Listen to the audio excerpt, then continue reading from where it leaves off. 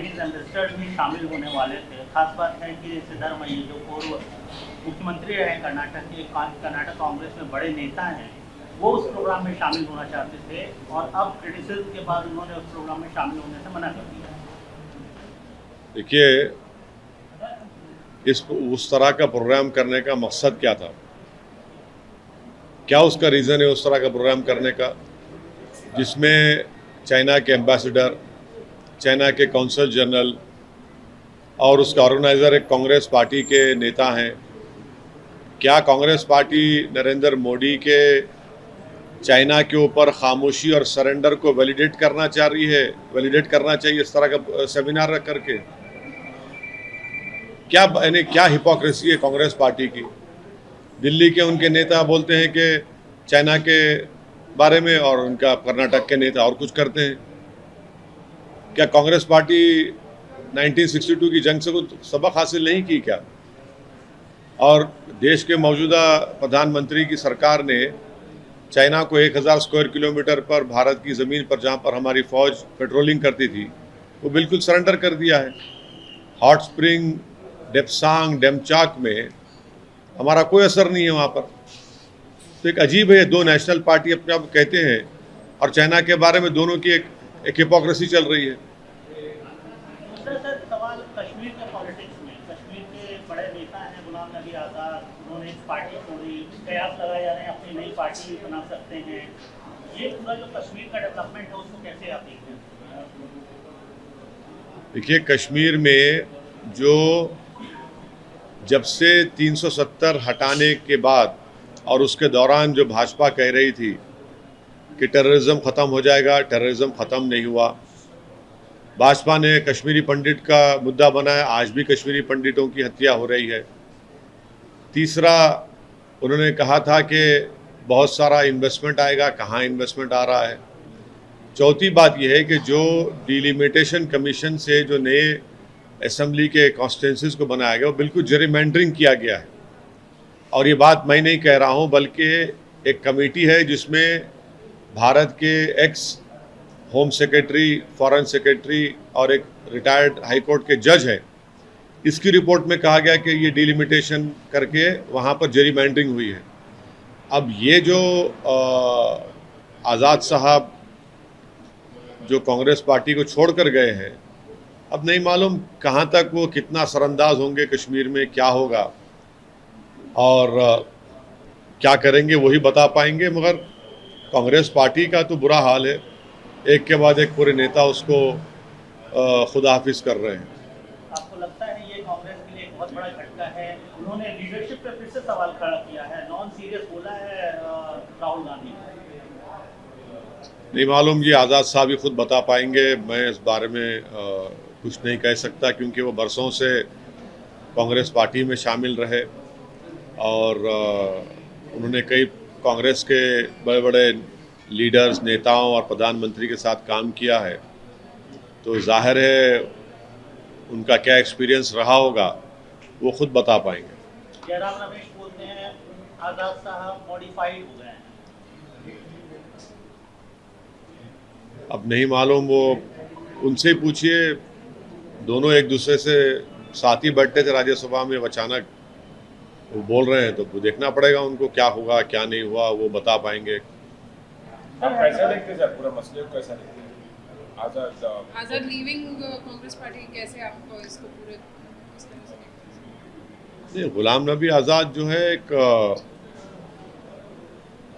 Congress party के बहुत पुराने नेता रहे हैं और 1970s में वो शायद कांग्रेस पार्टी से वाबस्ता रहे और अपने लंबे सियासी सफ़र में वो सिर्फ 2 मरतबा ही लोकसभा के मेंबर रहे।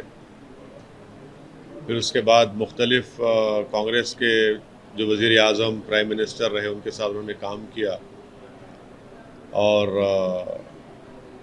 जब उनका आखिरी दिन था राज्यसभा में, उस दिन देश के प्रधानमंत्री वज़ीर आज़म नरेंद्र मोदी साहब बड़े जज्बाती हो गए और अब उसके बाद आज़ाद साहब आज कांग्रेस पार्टी को छोड़ चुके हैं।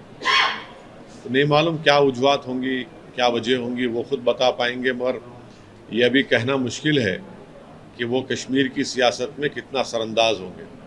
सर, परसों आपने एक अपील की थी और कल हमने देखा कि पूरा शुक्रवार जो है शांत रहा है हैदराबाद में, लेकिन अब ऐसे कुछ वीडियोस आ रहे हैं, मैसेजेस आ रहे हैं कि फांसी नहीं देंगे तब तक हम चुप नहीं बैठेंगे। ये अमन जो है वो लंबे समय तक बरकरार रहे, इसके लिए देखिए, मैं उन लोगों से अपील कर रहा हूँ कि आप अगर वायलेंस के ताल्लुक से बात करेंगे, हिंसा और तशद्दुद के लिए आप बात करेंगे, तो फिर क़ानून अपना काम करेगा और काम करना भी चाहिए।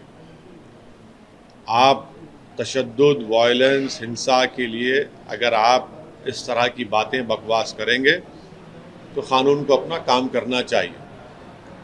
ये नहीं हो सकता कि आप इस तरह की बकवास करेंगे और कोई वीडियो जारी करेगा, तनाव का माहौल पैदा होगा, तो फिर आपको इस शहर में, शायद आपको इस शहर का सुकून, चैन, यहाँ की आबोहवा पसंद नहीं आ रही होगी, तो हो सकता है कि शायद आपको चंचलगुड़ा और चेरलापल्ली की हवा ज़्यादा पसंद आ जाए, तो वहाँ पर शायद आपको अच्छा लगेगा।